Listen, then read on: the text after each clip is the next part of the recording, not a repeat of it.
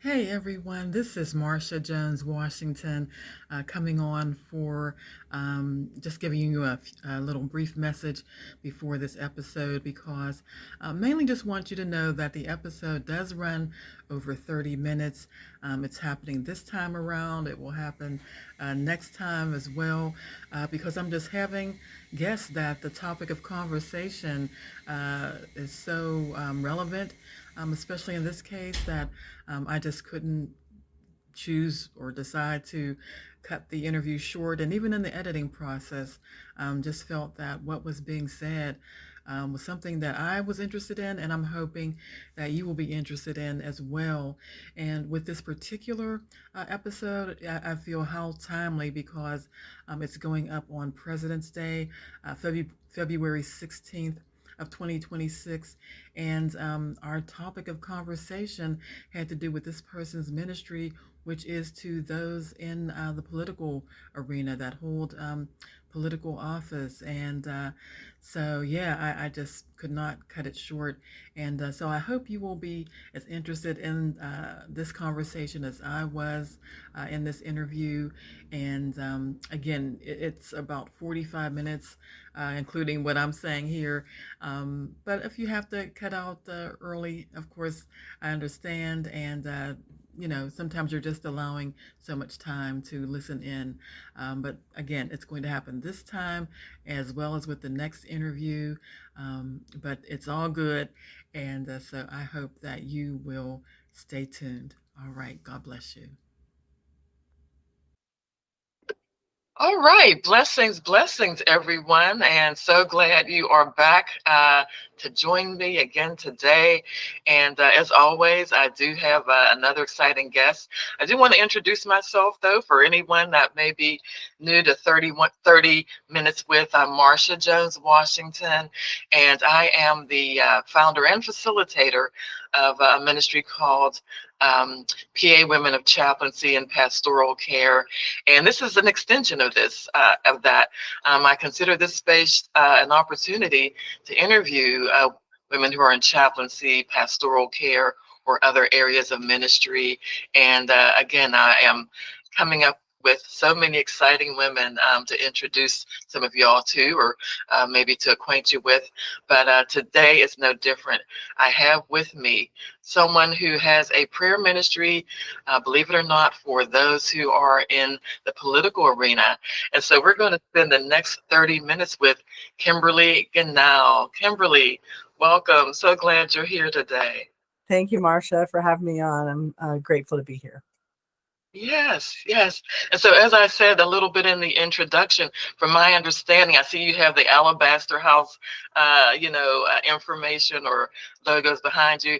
And from my understanding, this is a ministry that is for those in the political arena. They're in the DC area. And, but I'm wondering, in your opinion, is it really those liberal Democrats that, are the cause for the ills in our society?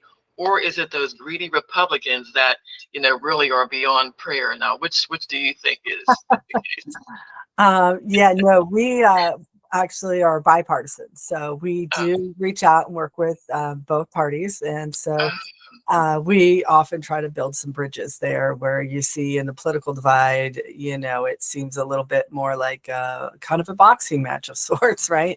And we know that Christ is really the bridge that can bring people together. And I believe we've been there now for about 28 years, serving as a spiritual resource to government leaders and their families. So not just, people think Capitol Hill, Of course, we're in all three branches. Also, have had opportunities to work with governors, first spouses, ambassadors, and their wives. So it really is an incredible honor to care. You mentioned pastoral care. So we are caring definitely for the needs of our government leaders and their families.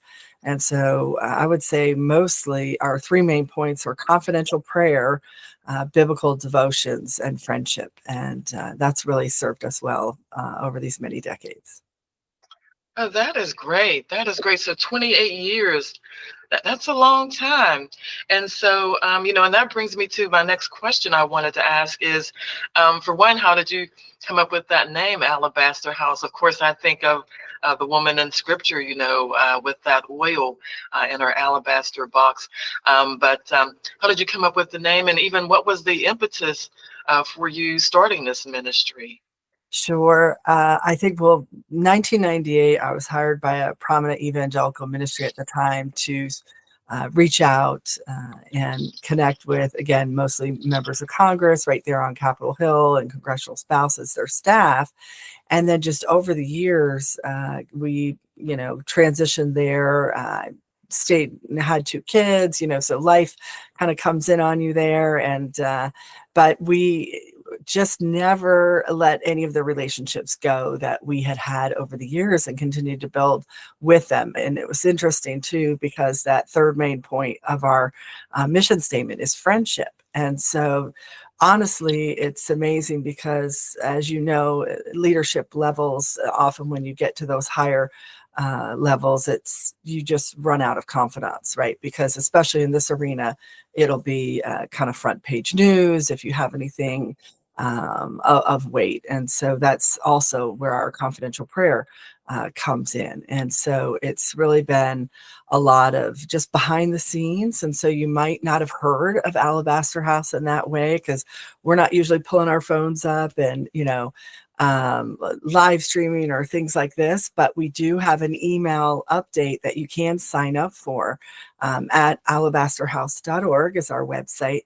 And that can take you to an opportunity. So, you have a lot of folks here that want to pray. And I'm excited about that because we do send out the email update, which gives you some key points on what to be praying for. Anytime we have a ministry engagement, with leaders, we do distribute that. And then, of course, invitations that we have that others can come and join. And so it is an exciting time, and I'd love for your listeners to be a part of that. And then kind of segueing, to the name Alabaster House and the logo, you'll see behind me really those three pillars, which are the three branches of government, and harder to see are the olive branches that are just around the edge. And that is that extension of peace. And we know that that's ultimately Christ that brings and builds those bridges with others. And then you'll see that, the eagle there for government. And then, of course, our alabaster jar. So, how did you come up with the name? It was interesting because I really felt like the higher you go, again, the people often equate them to being complete, successful. They don't need anything. They've arrived. And yet what we have found is that they are people just like, everyday people that have needs, cares, concerns. And it really is, the alabaster jar is a broken vessel. You often break that top to get the oil out. And so it is the opportunity for the Lord to meet those needs.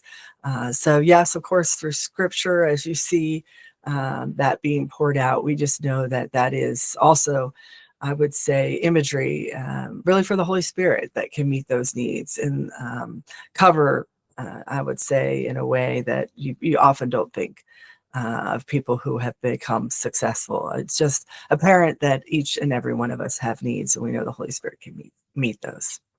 Yes, yes. And so, that's the thing with people, with individuals, as you are saying, we all have those needs and concerns and issues of life, that, need that prayer covering. So that is wonderful. And so, and I was wondering too, because with, in the political arena, I mean, people are, new people are getting elected and coming into office and things like that.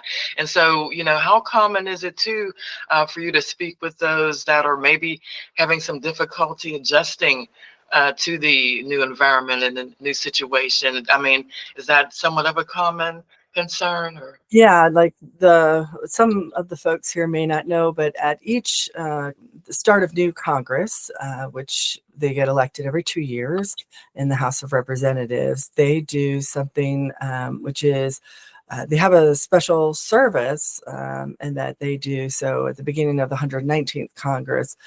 So they had obviously Democrats, Republican. You had anywhere from the Speaker of the House to Hakeem Jeffries, right, in the same room, and actually in a church building. And so that was a very interesting opportunity. It's closed to the public and closed to the press, and Alabaster House was invited to that, really the kickoff of the 119th Congress. And so we had a lot of opportunities just to continue to reach out to the ones that we have already made connection with, but also the new that are coming. And of course, pray for them. So that is, and the beginning of that day is pretty special because a lot of the members of Congress will just have drop in or kind of office hours where you can visit them. And, that could even be a great initiative for some of those that are connected with the chaplaincy work to just come in and meet some of the members and even, pray for the staff or things along these lines. So certainly when the other thing that we are also listed in something called the Blue Book, and that is distribution that goes to all members of Congress and their families. And so Alabaster House is listed as a resource there. So and we've also participated just over the years, periodically in some of the new member orientation that takes place. And so we can be a part of that. So not only are we listed, but we also, have the opportunity usually to connect with them. But I would say a lot, as you know, with anything, is often personal referral. So it's interesting over, a period of time, as you mentioned, members coming and going, getting elected and this kind of thing, and new families coming in. It's been kind of fun because one particular seat we have seen, turnover at least 3 times. And we have been with each member and their family that have come in each time. So I was at an event the very first time when that seat just turned over, and kind of a Q&A was happening, and there was a table. It was, many of the congressional spouses. And I thought, oh, I've got to go over there afterwards because they had what I perceived to be a spiritual question in nature. And I thought, oh, these ladies are probably believers. I want to head over there, introduce myself, And again, I was the only non-congressional spouse in this particular setting that was invited. And so I went over to the table and I said, oh, I just want to introduce myself. I'm Kimberly Gannow, founder of Alabaster House. And one of the ladies, piped in. She says, I'm supposed to find you. And I was like, great, here I am. So there's a lot of that going on. The community that's there where you become that trusted, friend. And people say, oh, you want to connect. And of course, we also host different events for the members and the spouses together. Like we do a bipartisan Capitol Christmas coffee. We host different retreats. We're about 45 minutes from the Capitol. So we like to utilize the property that we have in that context. So we put on a Capitol Spouse Retreat, which can include any of the spouses in who are in government, any of the branches basically of government. Those spouses can come. And then we also do something for members and their spouse. So we've had like a congressional marriage retreat. So opportunity to get them a little bit further out of their element, build them up, and then send them back. Okay, all right. And you're getting a little ahead of me mentioning the retreats and the different things, but we're going to come back to that. But even as you're speaking about, the congressional spouses, I understand that your husband also is a part of this ministry. And so I'm wondering what things do you present together, or, those retreats and things that you mentioned, or is that something that you do together, or, what is his role in the ministry as well? It's fun because I always say he's on loan. Because he has a full-time job and, he's got all that going on. But yet anytime we do things with couples, he's very much a part of that. And even some of the retreats that we host that are even for the spouses, of course, he's participated in those. But yeah, absolutely integral part on that. And just running all kinds of stuff by him. And he's very abreast, of course, of all of the programs and opportunities. And of course, an incredible prayer support for me. And we pray together. So that he's we had a series going downtown for members, and it was a more like dinner reception style that we were doing on an kind of an ongoing basis. And it was just fabulous because he has a lot of skills and talents, right? My husband. And so he was able to just sear whatever meats and, have all this kind of stuff going.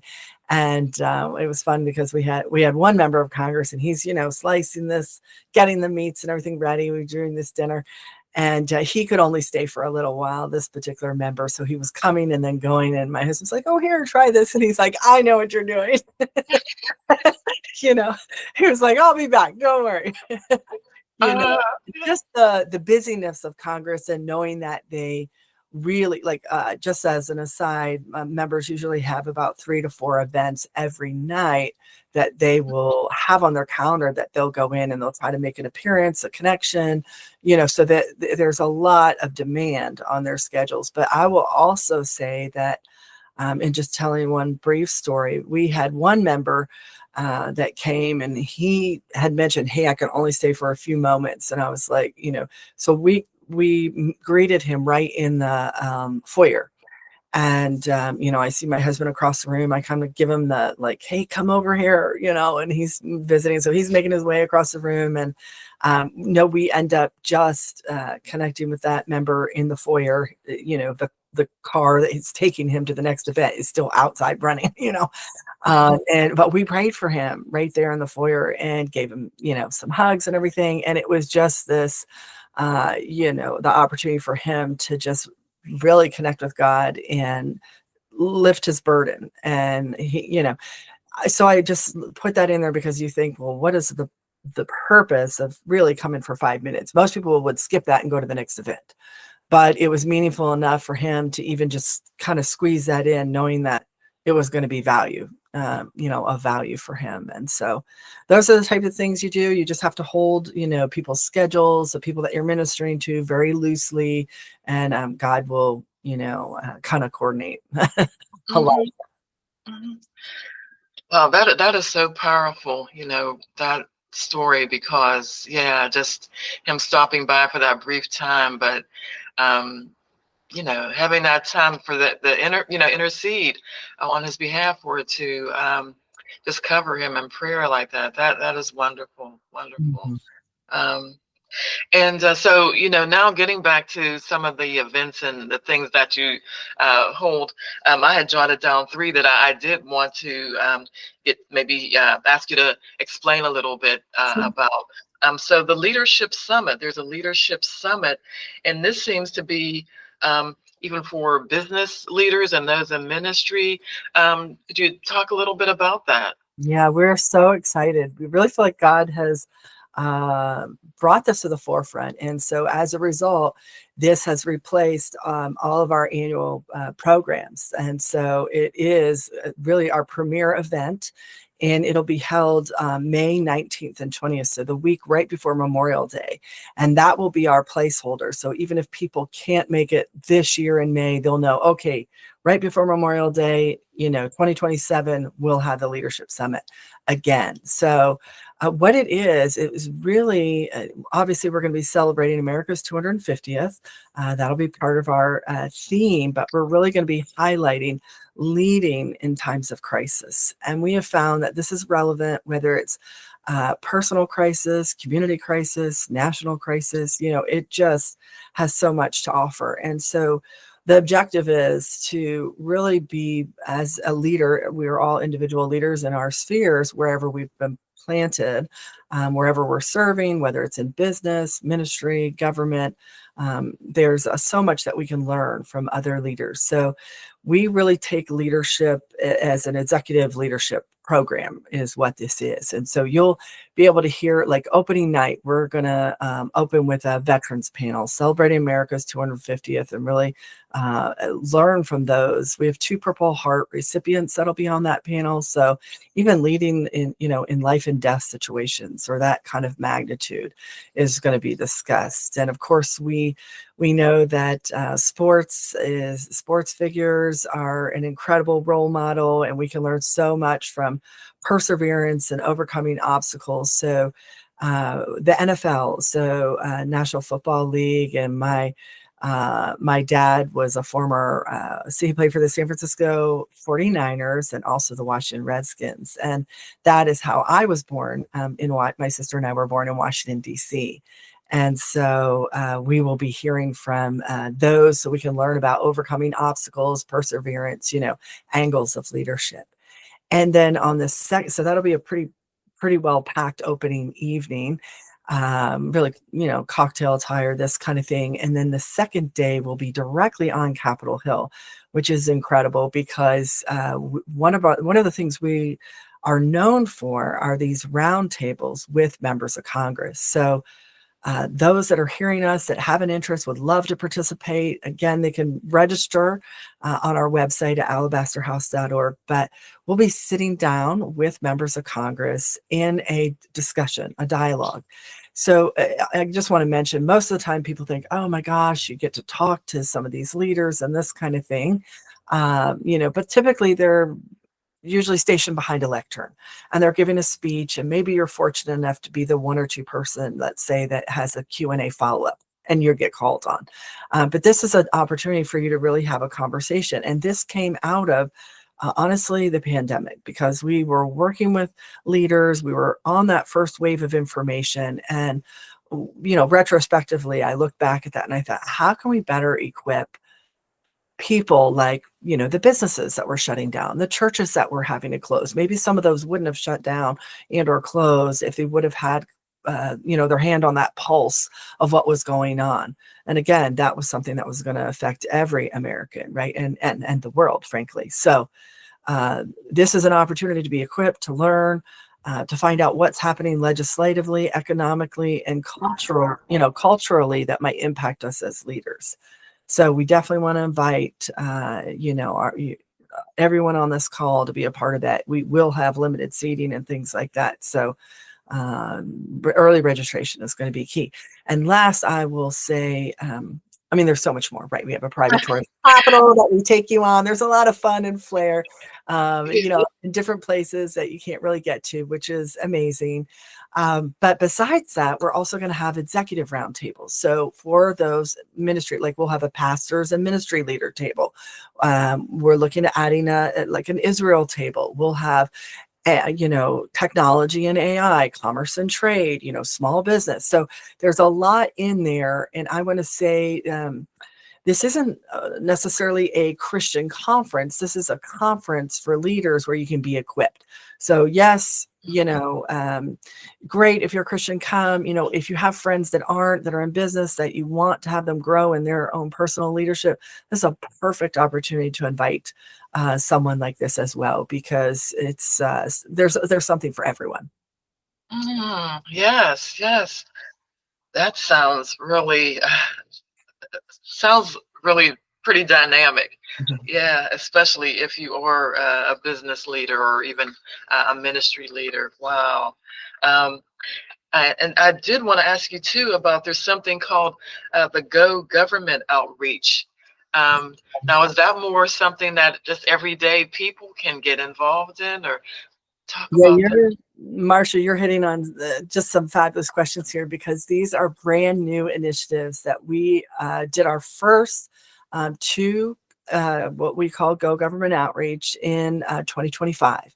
And so we really piloted that. What it is a 3-day, 2-night mission trip. Where? To Washington, D.C. Not to the streets, but literally to leaders that are serving in our government, So the first day is focused on the administration.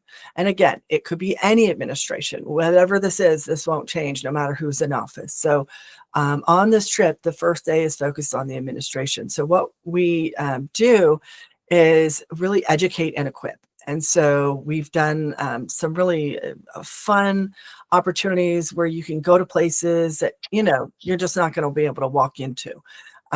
So whether that's meeting with an individual that's, in some capacity of leadership where we have a dialogue, a connection, a point to pray over them. Perfect, right? We do the President's Church. So the church there at the historic church, every president since Madison has been a part of that church. So we take you in there. We talk a little bit about the history, have an opportunity to pray there. There's a beautiful museum called the People's House, and that's all about, the White House, how it functions. And so you're learning things. And the purpose of that, the reason why I feel like that's so meaningful, they have a replica of the Oval Office. You can sit in the chair, get on the phone. I mean, they're fun things. But at the end of the day, what happens is you learn about all the roles, even the cabinet secretaries, like the role of the administration. And so what this does is it provides information that we can lean into on how to pray. So James 5:16 is effectual fervent prayer, the righteous availeth much. But what we have seen is that people are literally praying, oh God, save these corrupt criminals. Okay. Like the churches that we go to, I ask them, what's the first thing that pops in your mind when I say the word, government leader, member of Congress, Capitol Hill, whatever it is. And they're like, the swamp, oh, evil criminals, all this stuff. I'm like, okay. And my follow-up question is, would you ever consider sending your son or daughter to work in government, and they're like, no, right? Because if we think it's evil and corrupt, why would we want to send our kids there? But the reality is, if we don't send our kids there, we don't raise up that next generation to be an influence in that arena. We vacate it. And so how can we ever reflect, God in an institution that we've already said, hey, we don't care about it and we are not interested. So usually in those contexts, I share with them, hey, you might not realize, but there are a lot of godly believers that are up there that believe that is their call to serve God in government. And that's what they're effectively doing. I mean, I could just tell you story after story, but I mean, we saw the razor wire perimeter go up. Capitol Hill become something we've never seen before in our lifetime, and I was in there. Like I have a picture of me in the rotunda by myself.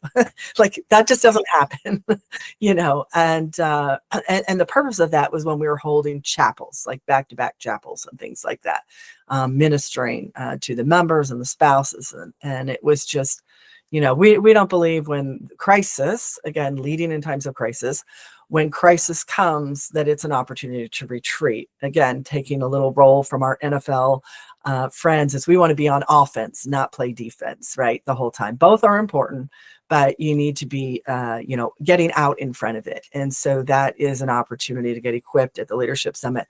The Go Government Outreach is truly a missions trip, right? And the second day, there's places that we take you, that you can overlook and pray over the city and this kind of amazing stuff. And then the second day, we set up direct ministry appointments with members of Congress. So what a great opportunity, I will tell one story on this. And when we had our group come in, we had a private meeting with a member. Sometimes there's staff, sometimes there's not. This one was no staff in just our group there.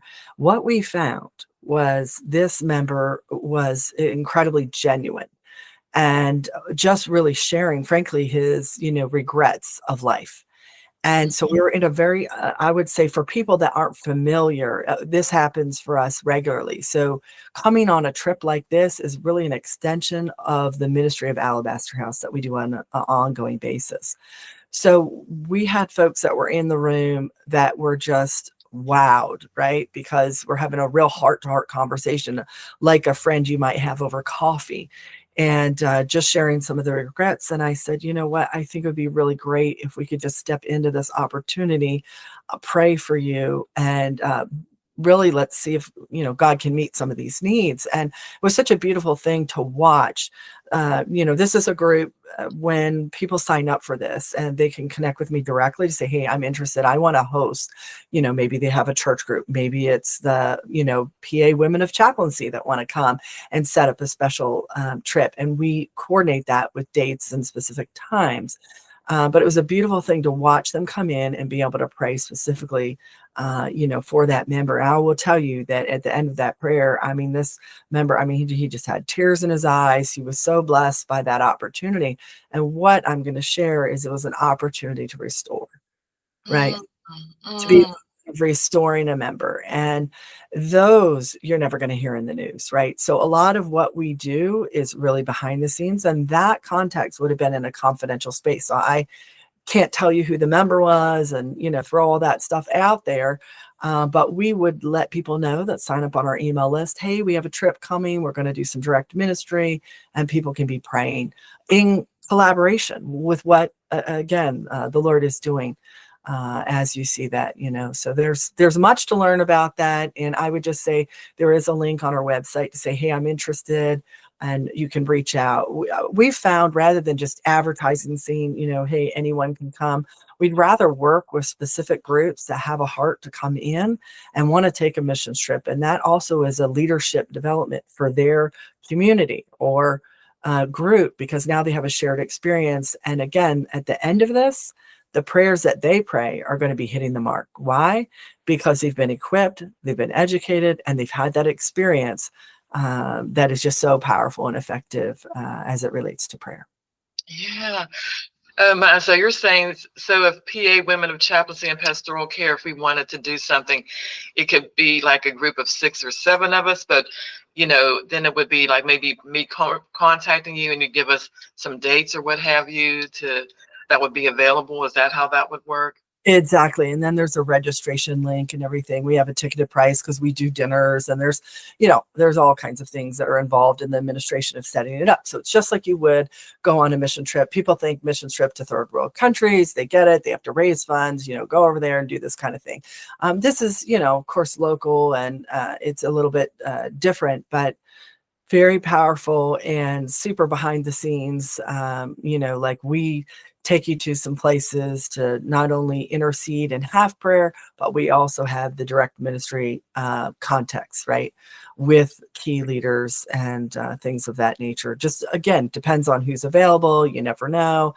At times we have been able to connect constituents with their members, so it just, whatever, we just submit ourselves to the leading, again, of the Lord, the Holy Spirit, whatever's happening, and you'll find some really, I think, divine connections that are made. Yeah, because I was thinking, I'm feeling like the stirring, like, I don't know if I'm just getting caught up with an emotional type reaction, but I'm like, wow, this seems so powerful. Like you said, it's a missions trip, but on U.S. soil, and wow, okay. That was, I think that initiative was one of the things that brought like a major, Christian network to come in and actually do an interview with Alabaster House. I had told them, like, we've been kind of more taking the role of being behind the scenes and just kind of plugging away again for years. But, she was like, I want you to do this interview. And I just thought, oh my goodness, like, no, we're good. And I kind of said, no initially, and this kind of thing. And she's like, well, that's why I'm chasing you. Because you want to be able to get out and get that message out there. But we know that it is so effective when people do hear that God is working in the halls of our government. It's just not only so encouraging for those that, again, have said people are evil and corrupt. And sure, in any industry, right, you're going to find that to be true. But what we also need to realize is we need to be praying for the people that are up there that do have a heart to follow the Lord, may not get it right all the time. And, that's why a ministry like ours can come and walk alongside and be a part of their journey. And encouraging them as well, just to lean into the Lord and to seek Him for those answers. Yes.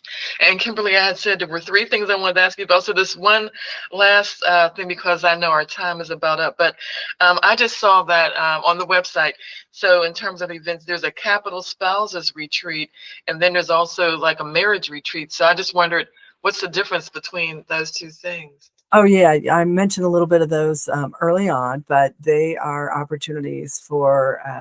We're on about 10 acres on the Maryland side, and so we utilize our property for specific, like day events or just evening, not necessarily overnight. And so that is again just an opportunity for different leaders to be encouraged in the Lord. We've had some that don't know the Lord that come out here, and then that begins a relationship. We've actually prayed for people on our property that have given their lives to the Lord, that are government leaders and, their families. And so those are the rare gems that you find. But, it's just been a privilege to be able to offer that deeper level of ministry. And I'll probably say two thoughts. I'm gonna just add a little bit to the last question you asked, and then I'll share one story related to the retreat if I can. All Um, right. but I was thinking I wanted to share about this called um, really Alabaster House Ambassadors. And it dovetails with the question that you had asked about the Go Government Outreach. So, Alabaster House Ambassadors, it's really like this adopted member. We're looking for 535 pastors and ministry leaders that can serve as a spiritual resource to elected leaders and their families, like Alabaster House does on the national level, but back in their home state. So this is a real, what's the pipeline for that? It is attending, signing up for a Go, that missions trip, participating in the leadership summit. And that what we'd like to do is create opportunities. Each of those roundtables has a facilitator at those roundtables. So ideally, as we start to identify what I'm going to call safe ministry leaders, that necessarily, they're not going to be like, oh, Congressman, can you come to my church and speak on Sunday? Oh, we've got somebody in our congregation that's trying to get into the Naval Academy. Can you make sure you put that recommendation in for the, not all the draws and the asks, but what we do is we don't take, we give. And so we're supporting them. How can we pray for your wife, your kids, your family, and you're just touching base in the district office as a secondary support, to the needs, many needs that they have. So I wanted to put that out there, that we would love help, with people that have a passion and a heart. And of course, they can reach out, through those email updates to me directly. And then lastly, I will tell just one story about one of the congressional retreats that we had. Um, we often work with the spouses. They help gather, share the word, carpool, come out here, all this kind of stuff. And as we're getting ready, so we have a time together where we often talk about really, how do you balance the demands of Washington and your faith? So that is like the keynote speech that we have. And then we have, with our 10 acres, we have benches all around our property. So everyone is, guided to a bench. We play worship over them. We have prayer teams that pray over them directly during that time. But one fun story, I'm watching the birds. I don't know if you guys are. I'm feeding the birds. I don't even I don't get into this, but okay, we're in solid ice right now. So I've been throwing bird seed out, my front door, and they're just coming and eating all this stuff. So it's great. But in the warm weather, so the springtime when we usually host this, we had kind of moved a bench, just finessed a bench a little bit forward, a little bit to the side, sat in it, had our team pray over it. We do this with all of the benches on our property. So it seems a little overkill, if you will, right? To pray and to move this bench around. So I would not have known this story had this congressional spouse not shared it with me. But what she shared with me was, Kimberly, I was sitting out on my time. Now, depending on who might sponsor this, you can get a journal, like each guest would get a pen, journal, coffee, a notebook. Sometimes you can even get a Bible, this kind of thing. So they're out there for either an hour, hour and a half on those benches, just reflecting. And we ask them to write down their whatever's heavy on their heart, this kind of thing. And we've often heard also, some of them said, I could have sworn you read my journal. And I was like, Thank you, Lord. No, that's when we send it out. We ask the greater body on those email updates to be praying for us. That's really where it starts to take effect. But the prayer is, she said, while I was sitting on my bench, she said, I saw this woodpecker. And she said, I would not have been able to see this woodpecker if my bench was even just a few feet back or whatever, the way it was positioned. It was so interesting that she brought this back to our attention, because this was the one bench that I personally sat in and said, no, I don't like it here. Let's move it a little, guys, get the corner. Let's move it over. Let's move it back. And then she told me, if it was just even a little bit this way or that way, I wouldn't have been able to see this woodpecker. And the significance for her was meaningful. The woodpecker by itself doesn't do it, right? But the story she shared behind it did. And she said, it brought me back to my faith when I was a little child. And she said, because that would have been the last time I would have seen a woodpecker like this, like when I was a kid, And so she went through, while she was on that bench reflecting about God, it took her back to all the faithfulness of God's, these high watermarks in her life, where she's like, when you're in it and you're stressed and you're a government leader or a spouse, you're feeling the pressure, you're living in this fishbowl, and, you're just under a lot of anxiety, stress, and so forth. And God, how are we going to move to the next day? How are we going to get through this? Right. And the Lord was speaking to her, saying, I have seen you ever since you've been a little child, and I have gotten you through. I've walked you through. And she's in there journaling the faithfulness of God. Why? Because it's like somehow God told us, hey, this bench needs to be moved. And I just want to credit that, not necessarily with us, but just really with, I would say, a community of people who are praying for our nation, that we can make these opportunities available. So she was deeply moved by that. And so you just never know. You don't know the stories and the ways that it impacts someone. But to go back to that initiation point where she first came to know the Lord, and then that journey of faith, we can all be thankful and grateful for. Can't we all think about those high water marks and how God has brought us through so many things? And so I just want to encourage our listeners with that. And thank you, Marcia. If anyone would like to support the work of Alabaster House, I mentioned several times the email update on prayer, but there's also an opportunity to give, right? To support some of these great programs that we have. The Leadership Summit, we're looking for sponsors. So that could be corporate sponsors, ministry sponsors. We want to have 3 young adult tables that I'm looking to sponsor, investing in the next generation. So people might say, well, what is that? That's that ticket is for 2 days is $425, and a table of 10 would be, $4,250. That's what our price point is for this summit. So if anyone says, hey, I want to sponsor a table, I'd love to help with that. That's a great opportunity to invest in the next generation of leaders. You can reach out, sign up for our email updates, and, I'd love to connect with them. And of course, monthly donors, too, just the ongoing. We have a link on our website that just says donate, give, that's what it is. And know that we're out there now 28 years building those relationships and believing there's so much more that could be done. We want to buy a property. Anybody wants to do a capital campaign? That's what we're looking for next. So we have some big goals. And I'm so grateful to be here with you, Marcia. Sure. Kimberly, thank you so much for your time today. And this was such an informative interview. I truly appreciate it.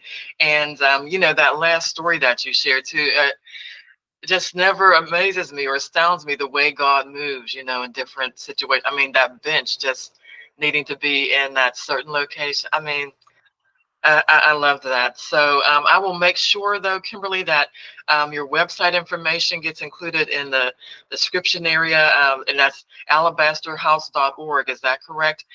That's where people can go and get more information on anything that you shared here, everything you shared.